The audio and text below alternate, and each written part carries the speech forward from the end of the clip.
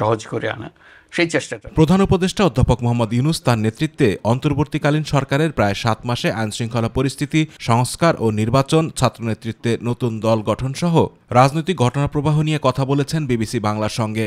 একান্ত সাক্ষাৎকারে তিনি কথা বলেছেন ভারত বাংলাদেশ সম্পর্ক নিয়েও। তিনি বের করে আনতে পারেন নিয়মগুলো। প্রধান উপদেষ্টা সাক্ষাৎকার নেন বিবিসি বাংলার সম্পাদক মীর সাব্বির। এ সময় ডক্টর ইউনূসকে প্রশ্ন করা হয় প্রধান উপদেষ্টা হিসেবে গত ৭ মাসে কতটা সফল হয়েছেন তিনি। জবাবে ডক্টর ইউনূস বলেন, দায়িত্ব নেয়ার পর তার প্রথম চেষ্টা ছিল ধ্বংসস্তূপ থেকে দেশকে উঠিয়ে আনা।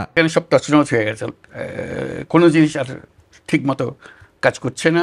ধ্বংসাবশেষ থেকে এসেছিলাম, এখন একটা নতুন চেহারা আসছে, ভেসে উঠছে যে আমরা অর্থনীতি সহজ করেছি।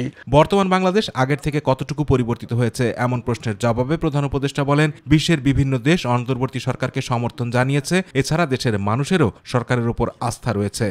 দেশ বিদেশের আস্থা অর্জন করেছি, এটা তো পরিষ্কার।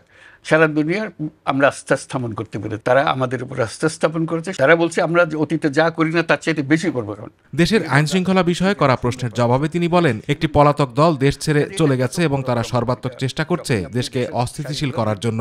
একটা পলাতক দল দেশ ছেড়ে চলে গেছে, তাদের নেতৃত্ব চলে গেছে, তারা সর্বাত্মক চেষ্টা করছে এটাকে আনসেটল করার জন্য। এটা তো সবসময় থ্রেট আছে, প্রতিক্ষণই আছে, প্রতি জায়গাতেই আছে।